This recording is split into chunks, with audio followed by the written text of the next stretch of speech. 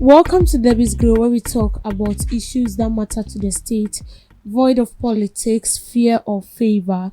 The three-member committee investigating the death of Charles Amissah has concluded that he died from medical neglect rather than the immediate injuries he sustained, raising serious concerns about emergency healthcare response in the country.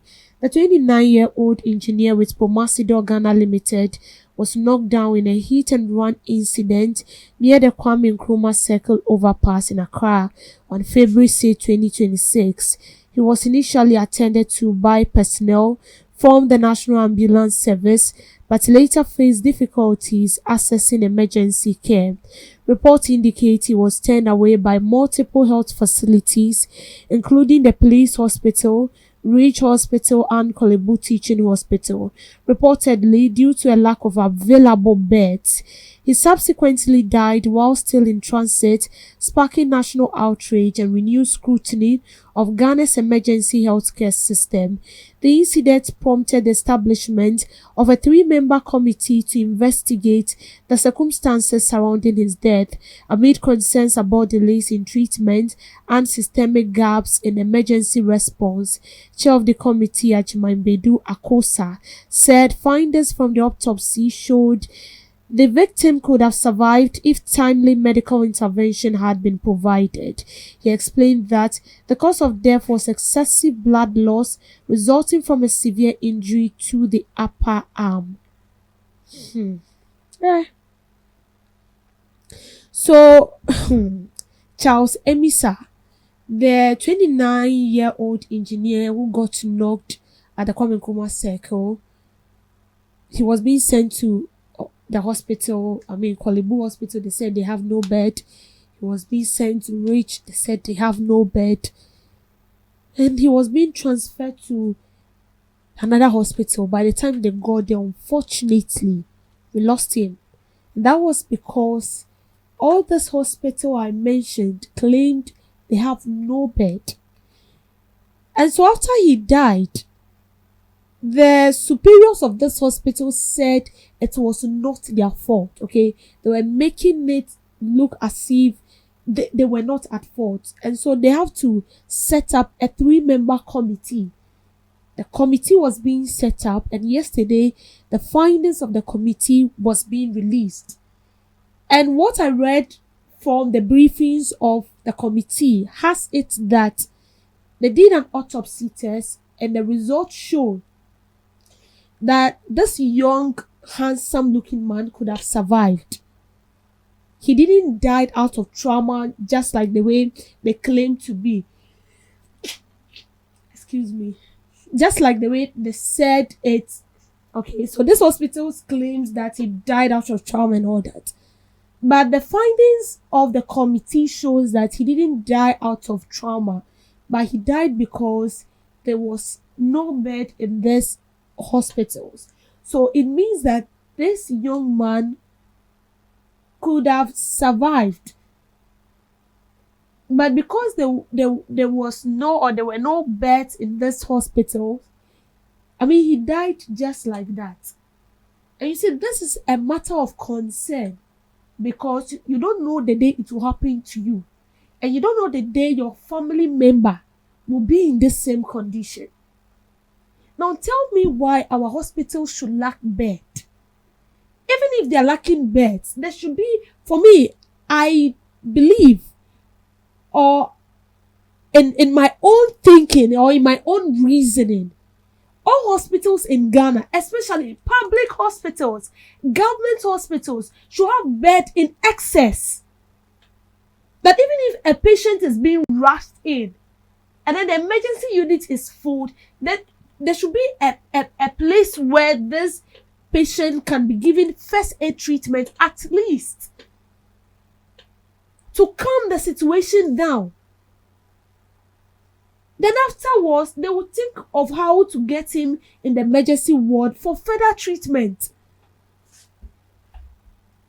Now, this same incident happened at Kaswa, and this has to do with a pregnant woman dying with the baby because there was no bed. See, yesterday I was reading a lot of comments, and some of the comments were funny, some were not funny, some were very, very serious. And then there was this comment that caught my attention. The lady was like, "You don't even know what is happening. Things are really going on. You are getting to see what you ought to see. 99% of the people who die in our hospitals do not die because of the challenges that push them or the illness that push them into those hospitals. It is because of the negligence and the recklessness of some of these medical officials. And that is why a lot of them are dead because of this. See, let's just be sincere to ourselves, okay? If you don't have the passion, please don't venture. Because I believe when it has to do with health, and that is why you see their logo. When they wear their Lacoste or their t-shirt, just take a look at the back or in front of their shirts.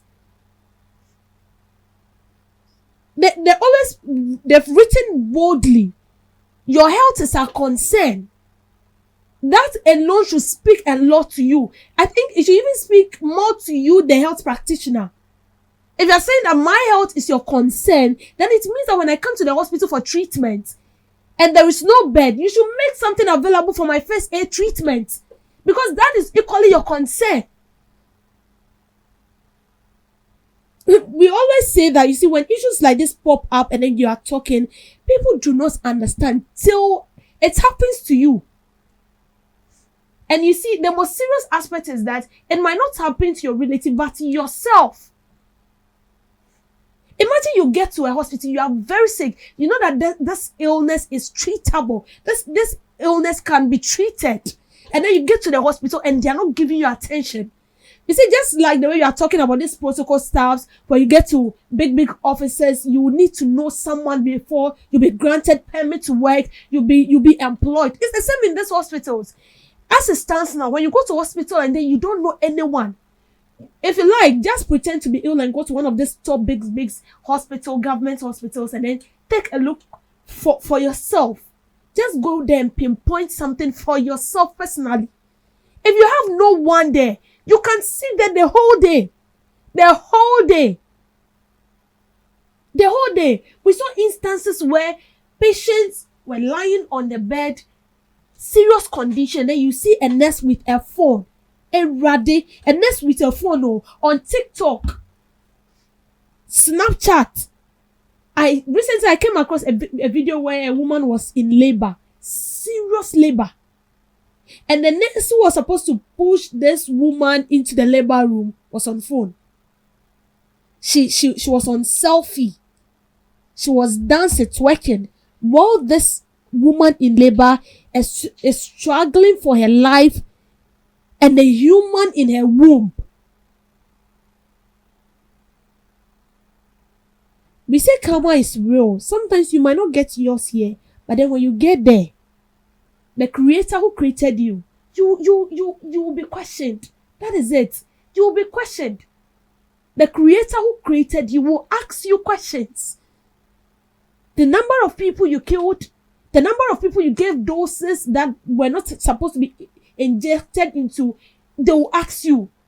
Even if no one asks you, you will be questioned when you get to the creator. You will be questioned. And that is why I always say this. I know myself very well. So there are sectors I will never go. No matter whether you're a prophet or you're a prophetess, and then you come telling me that I've seen you in this profession, and I'll tell you to go and do it yourself, sincerely speaking. Because I know myself very, very well, and I know that there are sectors I cannot go.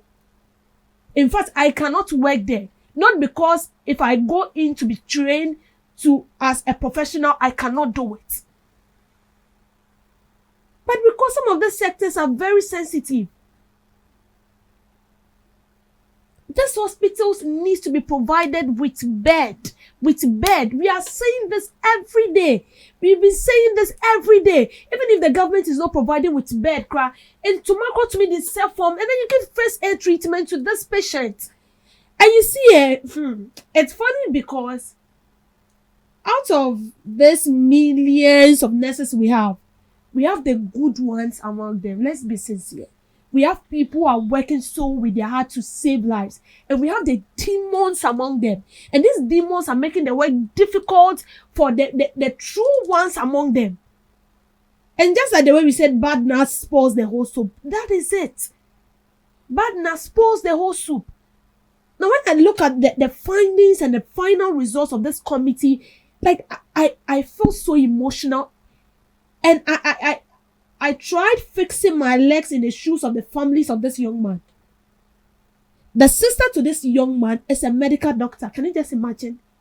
You saved life, and then when it got to your turn, like they couldn't save the life of your brother. Please, we are begging to the government, the Minister of Health, we are pleading.